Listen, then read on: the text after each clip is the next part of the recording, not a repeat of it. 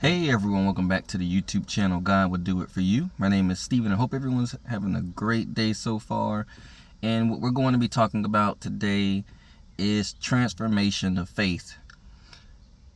The reason why this is very important is because if you've been keeping up with the videos, as you know, God threw a curveball, everything seemed just fine, and then bam, everything did a 360. And initially, I can admit, internally I was freaking out. I was like, you gotta be kidding me, what's going on? But then once I calmed my nerves down and I centered myself and I really started to believe again, it's funny how things started to level out. And even though we're not quite out of the fire, one thing that happened yesterday with me just focusing on one day at a time, just like the Bible says, it says today's worry is enough. You shouldn't be worried about tomorrow. And it's not how it exactly words it, but that's basically what it's paraphrasing in the Bible. I started taking it one day at a time, and I wanted to just take a second away from YouTube so that way I could just focus and make sure my spirit is right. And that way I can make sure that I can present these videos the best way possible with a solid mind. And once I started taking things one day at a time, and one day, like, hey, we got dinner, we got bills paid, or whatever the case may be, or even if I have to push some things back, we made it to the next day, and then we make it to the next day. And then yesterday I'm like, all right, let me just check and see what options we have. Every day's gonna be a little tight. Then all of a sudden an email came of an option that will provide us enough provision to be straight the whole summer. All we have to do is handle it the right way, and we'll be fine. And just like that, immediate pressure relieved, and it all came from me truly believing that, one, God is not going to have us suffering out here. Two, knowing that the only thing that we should fear is God. If you look in Proverbs chapter 1 and you read verse 1 through 9, it basically states that it would be disobedience if we aren't to heed the instructions of God. And the first instruction of God is to fear God. And that is it. And so when you put that in perspective, and it also says, if you read up to verse 9, it says to pay attention to the teachings of our mother. When you put that into perspective, that if God is saying the only thing that you have to fear is me, and to make sure that you pay attention to the teachings of your mother, you come to realize that there have been times where you have been with your parent and you've seen them in a perplexed state and they've made it through. And whatever advice that they told you at the time, hopefully you took mental notes. But then when you piggyback to that, and then when you think about, if the only thing we have to fear out here is God, then I should not be concerned about these circumstances. Because if God is truly in control, which means you have to believe that, which means faith has to be developed. If God is truly in control, and if you've seen your mom and you remember the teachings of how she had to make it or whatever she did, and then you apply it to 2025, it gives you a sense of calmness, a sense of, you know what, this may not be ideal, but I'm thankful that I have a car. My car AC does not work. But 2 years ago, my car AC didn't work, and I was down in the dumps. I was like, I'm hot. I was doing a lot of complaining, almost like what Job was doing. Job started off strong, and then once the fire kicked in and was heating up, he was complaining. 32 chapters straight, Job complained until God answered him and had to tell him about himself. But I was doing a lot of complaining the more I think of it. And initially, yes, I was suffering, but my attitude was nowhere near what it is now. And this is what I mean by transformation of faith, because my faith then was, it pushed me to be like, God is the only way we're going to get out of this. This situation is, I know God's going to get us out of this. So all I have to do is endure. So your whole thought perception and your thought in general changed into a more positive aspect.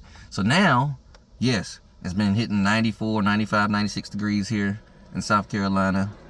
Instead of me complaining about the heat and me saying, oh, it's so hot. Heck, I know it's hot. What I'm saying to myself is, man, I'm so thankful that this car is still working so that we have the ability to earn some money. Hey, God, I'm thankful that I have the ability to get my son in summer camp so that way he can be out the way and entertained and whatever the case may be, interacting with kids while I'm able to do what I got to do to try to get provision in here or work towards my goals. Hey, God, I'm thankful that I'm even able to work towards my goals. God, I'm thankful that even though certain things aren't where I want them to be, we still have a roof over our head, our apartment is nice, we're all right. And when we start to throw that positivity in there, I promise you that's when God starts to move, when that faith is there in the right place. And that's why just yesterday, bam, the lifeline. And it gave me like, okay, we're going to be straight because I'm good with money. That's one thing I know. I'm really good with money, and I know we're going to be just fine. I tell y'all all the time that these situations that God has us in are tests to increase our faith. And God knows how to bring about the result of that by cranking up the heat. By cranking up the heat. The only way you're going to go through growth with God, He's got to put you through some stuff. He's got to allow some stuff to happen. So that way your mindset can change on how you perceive what's going on. That's what it's all about.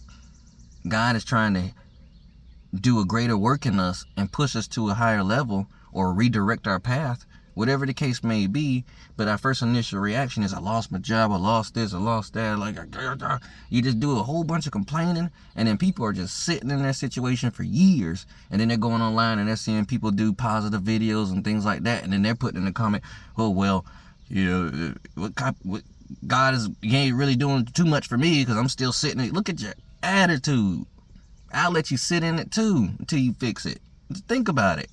When your child is acting out, if you have one, or if you've seen one, we make them sit in timeout until they calm down. And they will sit in there and just go to your room and don't come out, no electronics. They will sit in there until their attitude is fixed, until it's adjusted. Then they get to come out. It's the same way. God's like, you know what? I'm doing a greater thing in you. And you could be in this as long as you want, but you can also be out of it in the time frame that I have set for it.